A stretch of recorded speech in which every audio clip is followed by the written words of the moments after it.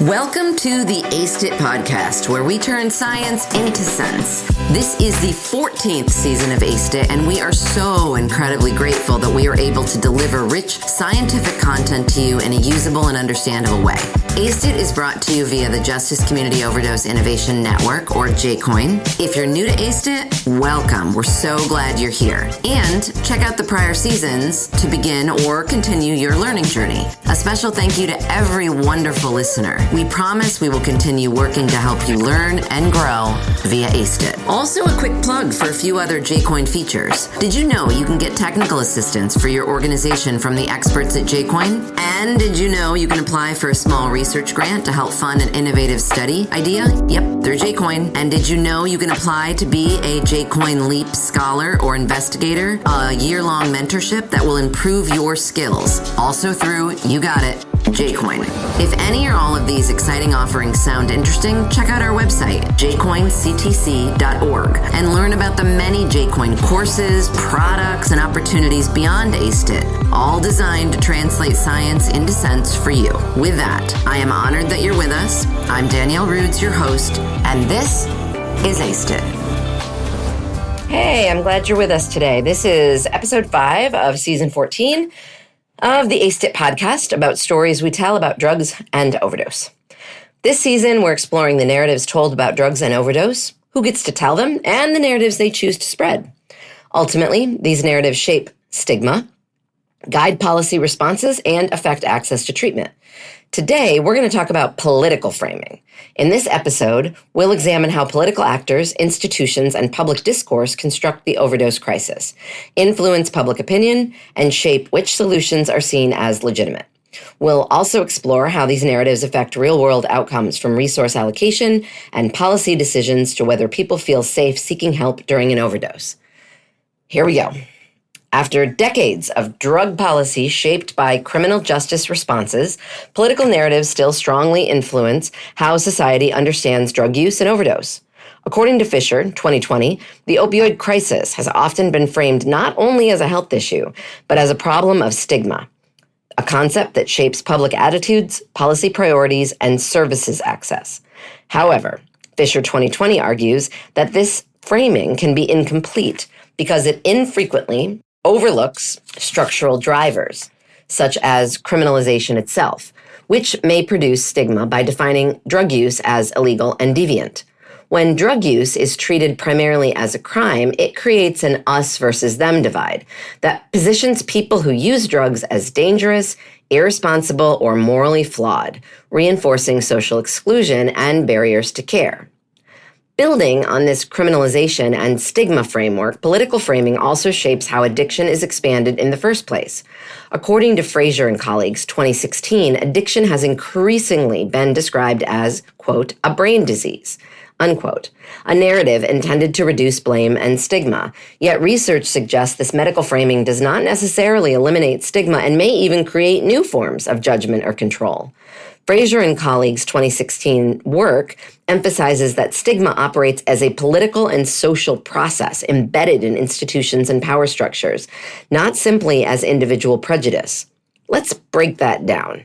Whether drugs and overdose are framed as criminal behavior, moral failure, or a disease has concrete consequences for how people who use drugs are treated and what policies are considered legitimate. These competing ways of understanding addiction also extend beyond individuals and shape broader public perceptions. Political narratives shape how our communities interpret the severity of the crisis itself. According to Gullust and Hasselzwart, 2021, Americans' perception of the opioid epidemic in their own communities are influenced not only by actual overdose rates, but by broader social narratives about who is affected.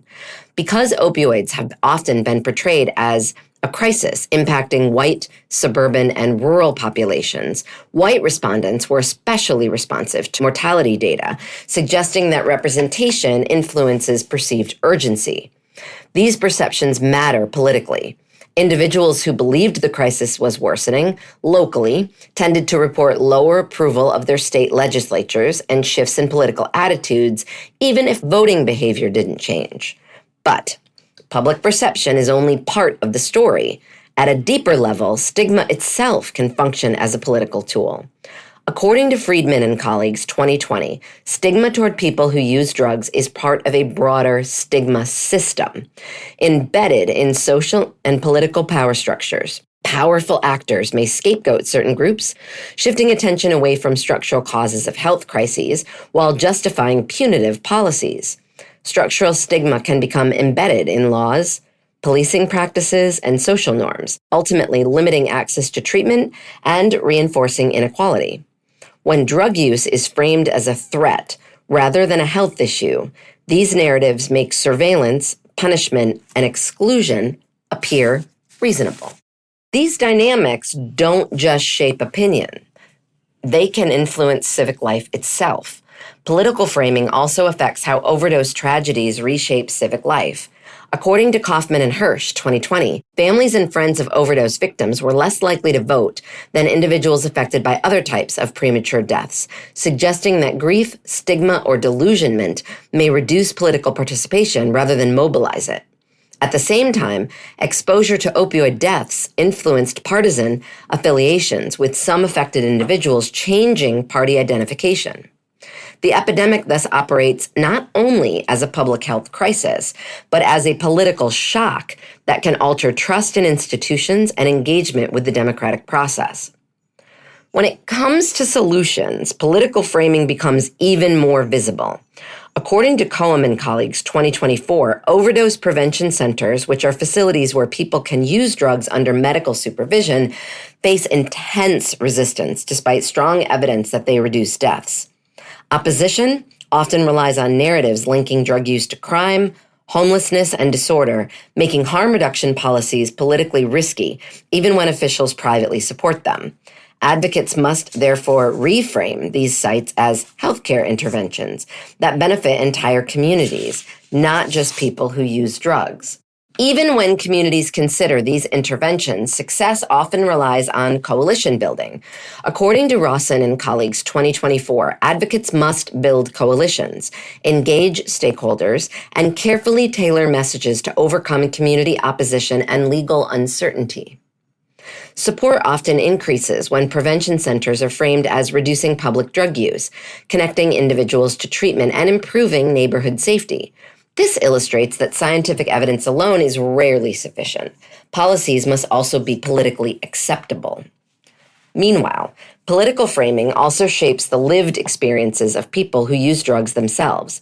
According to Scher and colleagues 2023, many participants in their study believed that criminalization creates stigma by labeling them as deviant or morally suspect. The stigma can lead to shame, social exclusion, and barriers to employment or housing. Fear of arrest or police presence can also discourage people from seeking help during drug overdoses, increasing the likelihood of using alone, which is one of the strongest predictors of fatal overdose. Political attitudes even influence who is seen as deserving of protection during public health emergencies. According to Schneider and colleagues 2021, support for allocating COVID-19 prevention resources varied widely depending on the population. People who use drugs received far less support than other vulnerable groups, and political ideology played a major role in these differences. This suggests that stigma can shape life-saving decisions about who gets resources and protection. At the national level, these attitudes are reinforced through political communication. According to Sewell and Dayton, 2025, U.S. senators frame opioid issues very differently depending on party affiliation. Democrats tend to emphasize public health and treatment, while Republicans more often highlight law enforcement and broader security. These messages reflect different priorities, and they influence how audiences interpret the problem. Finally, even laws designed to save lives can be undermined by fear and mistrust. According to Vandermeulen and 2022, Canada's Good Samaritan Drug Overdose Act offers legal protection to people who call emergency services during an overdose, but many still hesitate to call 911. Participants reported confusion about the law and fear of police involvement, surveillance, or arrest. As a result, some avoid emergency services entirely, showing that legal reforms alone can't overcome the effects of criminalization and stigma. As we've seen, drugs and overdose aren't shaped only by substances or individual choices. They are also shaped by the stories societies tell about them. Political framing influences who we see as victims, who we see as responsible, and whose lives we consider worth protecting. When drug use is framed as a moral failure or a threat, punishment can feel justified. When it's framed as a health issue, care and prevention become possible. But these narratives don't just exist in speeches or headlines. No, they shape real decisions, real policies, and real moments when someone must choose whether it feels safe to ask for help. Understanding political framing reminds us that how we talk about overdose can either reinforce stigma or open the door to compassion, evidence-based responses, and lives saved. Thank you so much for listening to the ACEDIT podcast. We love hearing from you, so if you have comments, topics to suggest, or some science you'd like us to cover in a future season, please write to me, Danielle Rudes at Sam Houston State University. My email is drudes@shsu.edu. And of course, thank you to the Justice Community Overdose Innovation Network, JCOIN's Coordination and Translation Center, funded by the National Institute on Drug Abuse, housed at George Mason University, where this podcast originated. Thank you to our fabulous scriptwriter team and also my fabulous doctoral students at Sam Houston State University, Bryce Kushmerik-McCune, Jalen Magana, and Alexa Mata. And a huge and a heartfelt thank you to the team at Slonky LLC for their wonderful podcast production as always. Tune in again soon for another episode of ACEDIT.